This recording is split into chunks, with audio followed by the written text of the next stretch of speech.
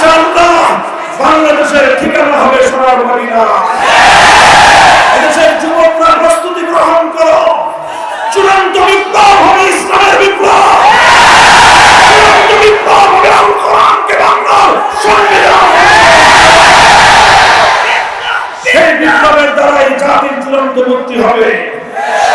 আল কোরআনের শাসন ছাড়া, ইসলামী খেলাফত ব্যবস্থা ছাড়া মানবতার মুক্তির ভিন্ন কোনো রাস্তা নাই। বৈষম্যহীন সমাজ পরিপূর্ণ করতে হলে খেলাফত ব্যবস্থা ছাড়া ভিন্ন কোনো রাস্তা নাই। খেলাফতের সৈনিক হতে কারা কারা প্রস্তুত? হাত পাকান, নিজেরা নিজেদেরকে মজবুত করেন, বসেন, ঘাম ঝরান, পরিশ্রমের ঘাম, রাতের অন্ধকারে আল্লাহর দরবারে জায়নামাজে দাঁড়িয়ে চোখের অশ্রু ঝরান। এই ঘাম আর অশ্রু দিয়ে প্রস্তুতি নেন, চূড়ান্ত লড়াইয়ে রক্ত দিতে হবে। রক্ত দিয়ে ইসলামকে আমরা প্রতিষ্ঠিত করবো ইনশাআল্লাহ। যে অশ্রু আল্লাহর জন্য গড়ানো, সে অশ্রু সবচেয়ে দামি অশ্রু। যে ঘাম আল্লাহর পথে ঝরলো, সেই ঘাম সবচেয়ে দামি ঘাম।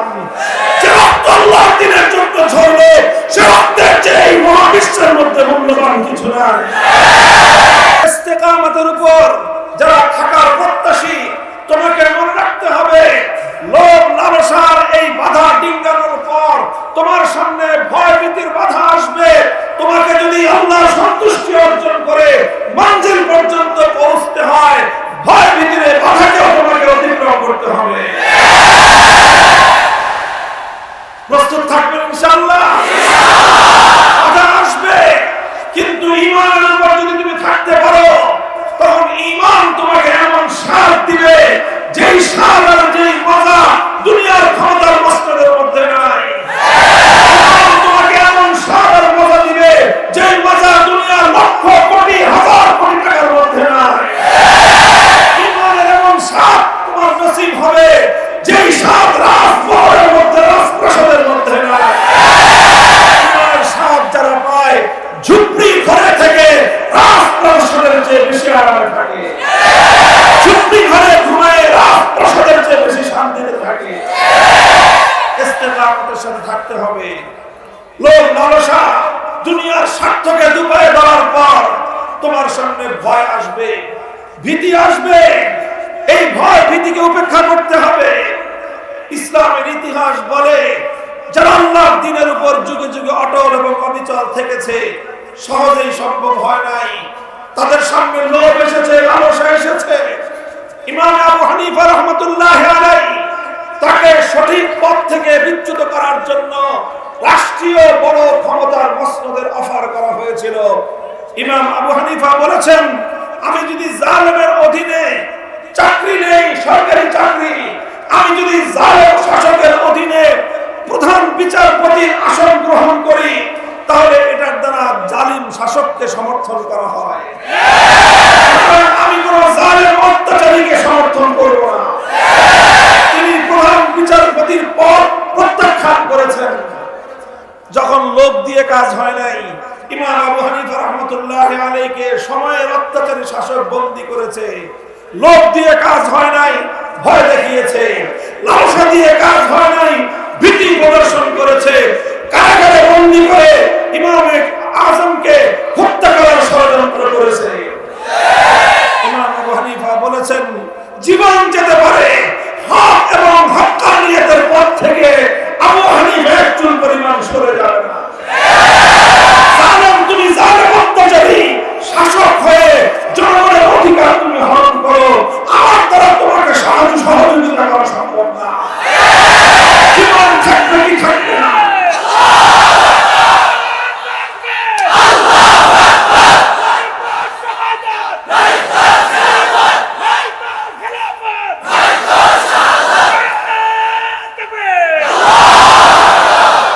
শেষ পর্যন্ত ইমাম আযম আবু হানিফাকে সময়ের শাসক কোনোভাবে থামাতে না পেরে, লোভ দিয়ে কাজ হয় নাই, প্রধান বিচারপতি চিফ জাস্টিস হওয়ার প্রস্তাব দিয়ে ওনাকে ইস্তেকামতের পথ থেকে সরাতে পারে নাই।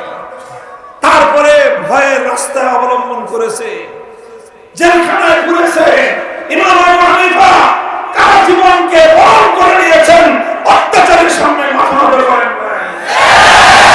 কারাগারে চলে গেছেন, বলেছেন জীবন থাকিব না থাকুক পরোয়া করি না, কোন জালিমকে আমি সমর্থন করতে পারি না।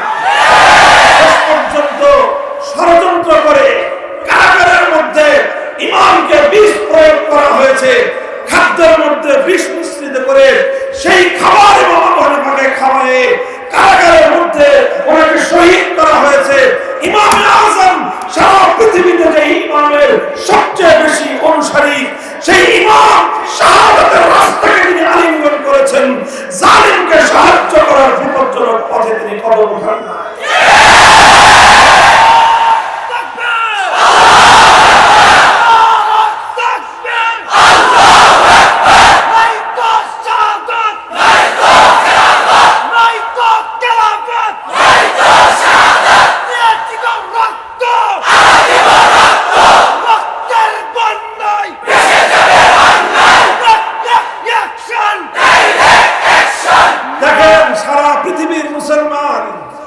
পৃথিবীর প্রায় সকল মুসলমান এই চার ইমামকে অনুসরণ করে থাকে। ইমামে আবু হানিফা, ইমামে মালিক, ইমামে শাফিঈ, ইমাম আহমদ ইবনে হাম্বল। এই চার ইমামের তিন ইমাম সময়ের অত্যাচারী শাসকদের দ্বারা নজিরবিহীন জুলুম এবং নির্যাতনের শিকার হয়েছেন। ইমাম মালিককে অপমান করা হয়েছে, লাঞ্ছিত করার চেষ্টা করা হয়েছে। ইমাম মালিক রহমতুল্লাহ আলাইহিকে গাধার পিঠে উল্টো দিকে মুখ করে সওয়ার করায় বাজারে বাজারে ঘোরানো হয়েছে। ইমাম মালিক রহমতুল্লাহ আলাইহিকে লাঞ্ছিত করার চেষ্টা করা হয়েছে, কিন্তু আল্লাহ যাকে ইজ্জত দেন দুনিয়ার কোনো মানুষ তাকে লাঞ্ছিত করতে পারে না। সারা দুনিয়ার মানুষ ইমাম মালিকের নাম উচ্চারণ করার সঙ্গে সঙ্গে রহমতুল্লাহ আলাইহি বলে। ইমাম মালিককে যারা অপমান করতে চেয়েছে, ইমাম মালিকের মান ক্ষুণ্ণ হয় নাই। যারা তাকে অপমান করতে চেয়েছিল ইতিহাসের পাতায় তাদের নাম কালো অক্ষরে লিখিত হয়েছে। ইমাম আহমদ ইবনে হাম্বল রাহমাতুল্লাহ আলাইহি যুগের অত্যাচারী শাসক শক্তি দিয়ে, বেশি শক্তির বলে হকের পথ থেকে ওনাকে সরাতে চেয়েছিল।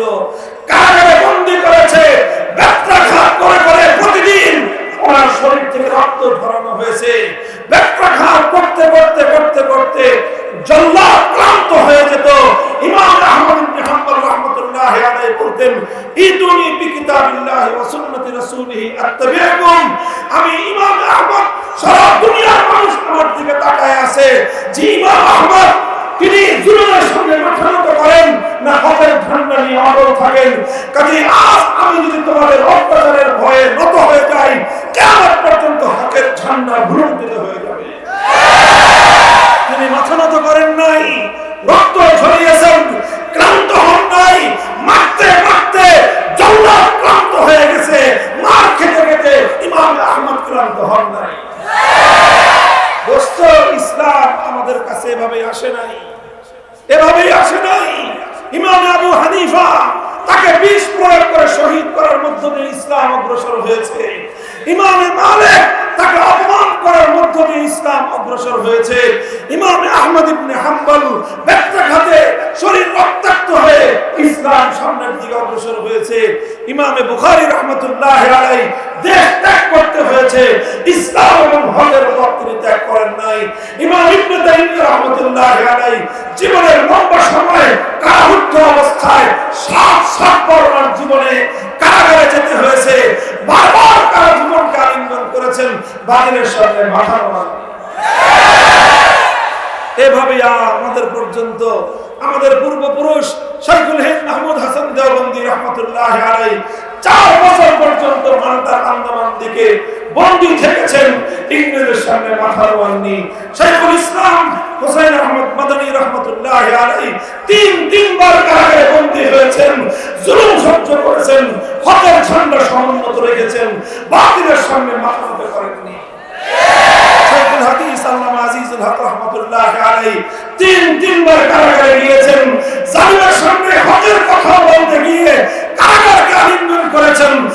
বাতিলের কাছ থেকে ক্ষমতার আলো নির্ভর করা যায় না।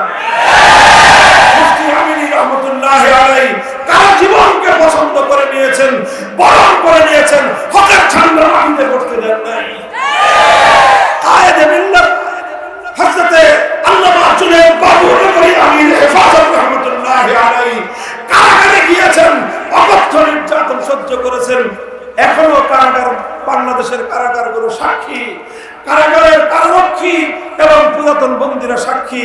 2013 সালে আমাদের আমির, মরহুম আমির আল্লামা জুনায়েদ বাবু নগরীকে এমন টর্চার করা হয়েছিল, এমন আঘাত করা হয়েছিল, আমি নিজে প্রত্যক্ষদর্শীদের বর্ণনা শুনেছি যে কারাগারে গিয়ে হুজুর মরার মতো পড়ে থাকতো, নিজের শক্তি দিয়ে উঠে বসার মতো ক্ষমতা ছিল না।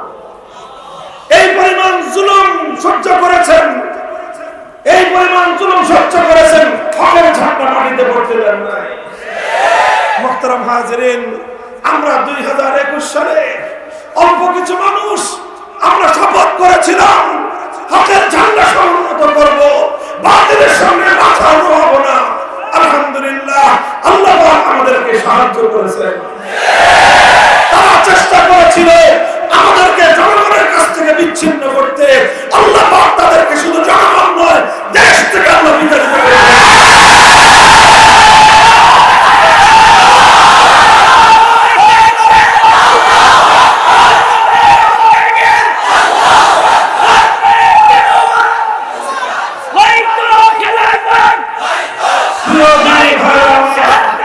আজকের তরুণ প্রজন্মকে বলি, আমার ছাত্র জনতাকে আমি লক্ষ্য করে বলি, আলহামদুলিল্লাহ আল্লাহ পাক 2024 সালে তার যে কুদরতের বহিঃপ্রকাশ ঘটিয়েছেন, এখন আর বাংলাদেশের যুবকদের জন্য তারা নীরব নিস্তব্ধ বসে থাকা বৈধ হবে না। আল্লাহ দেখিয়ে দিয়েছেন আল্লাহ কিভাবে সাহায্য করেন। কথা বলেন ঠিক না? বাংলাদেশের কোন মানুষ বিশ্বাস করতো না যে শেখ হাসিনাকে এইভাবে অপসারণ করা সম্ভব। বিশ্বাস করতে পারে নাই যে শেখ হাসিনা এভাবে বাংলাদেশ ছেড়ে পালিয়ে যাবে। শেখ হাসিনা নিজেও দাম্ভিকতার সাথে কথাই বলতো, শেখ হাসিনা পালায় না। কিন্তু জুলুম করতে করতে চূড়ান্ত সীমা লঙ্ঘন করেছিল শেখ হাসিনা। 15 বছর আমলে কম করে হলেও 5,000 নিরপরাধ বাংলার মানুষকে সে হত্যা করেছে। শুধুমাত্র ক্ষমতার লোভে, শুধুমাত্র ক্ষমতার চেয়ার কাটতে থাকার জন্য। আমার আল্লাহ দেখিয়ে দিয়েছেন, যখন আমরা বিভেদের ঊর্ধ্বে উঠে ঐক্যবদ্ধ হয়ে বাংলার তামাম সন্তানেরা জুলুমের বিরুদ্ধে, বৈষম্যের বিরুদ্ধে যখন তারা রুখে দাঁড়িয়েছে, আল্লাহ পাক সাহায্য করেছেন, গায়েবী মদদ আল্লাহ পাঠিয়ে দিয়েছেন।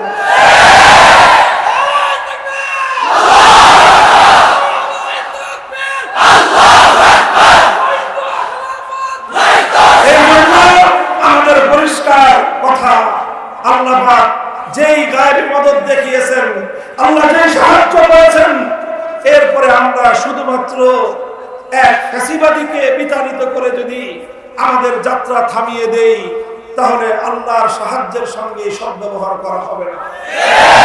আমাদেরকে চূড়ান্ত মঞ্জিল পর্যন্ত যাওয়ার হিম্মত করতে হবে। কদম উঠাও, কদম উঠাও। অনেক দেখেছি, সমাজতন্ত্র দেখেছি, গণতন্ত্র দেখেছি, চায়নার প্রেম দেখেছি, ভারতের প্রেম দেখেছি, আমেরিকার আনুগত্য দেখেছি, রাশিয়ার আনুগত্য দেখেছি। এবার আমরা সোনার মদিনার সমাজ করতে চাই।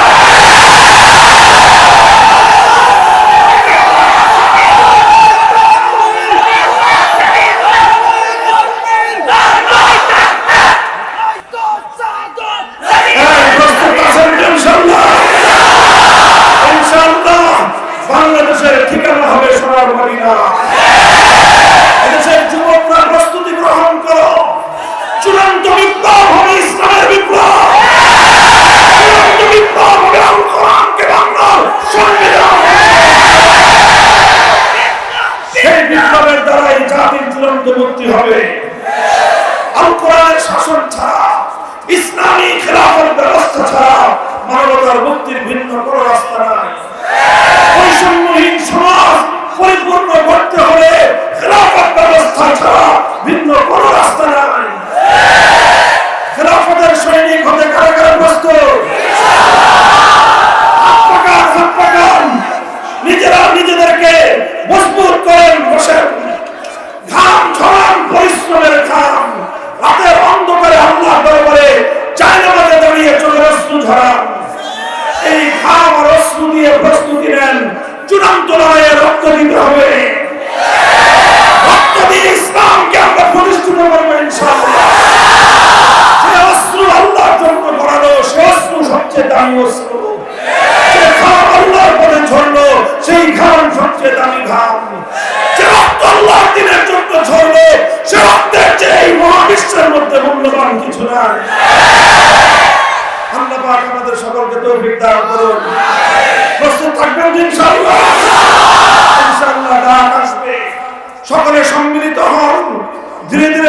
ক্ষণ বাংলাদেশ ইসলামী বিপ্লবের উর্বর এক ভূমি ইনশাআল্লাহ। আল্লাহ পাক আমাদের সকলকে আল্লাহর দ্বীন বিজয়ী করবার সেই চূড়ান্ত সংগ্রামের সৈনিক হওয়ার তৌফিক দান করেন। আল্লাহ পাক আমাদের বুজুর্গ ওলামায়ে কেরাম আকাবিরিনে দ্বীন যারা দুনিয়া থেকে চলে গেছেন তাদের কবরগুলোকে জান্নাতের বাগান বানান। যারা হায়াতে আছেন আল্লাহ তাদের সকলকে দীর্ঘনেক হায়াত দান করেন। আলহামদুলিল্লাহি রাব্বিল আলামিন। আসসালামু আলাইকুম ওয়া রাহমাতুল্লাহ।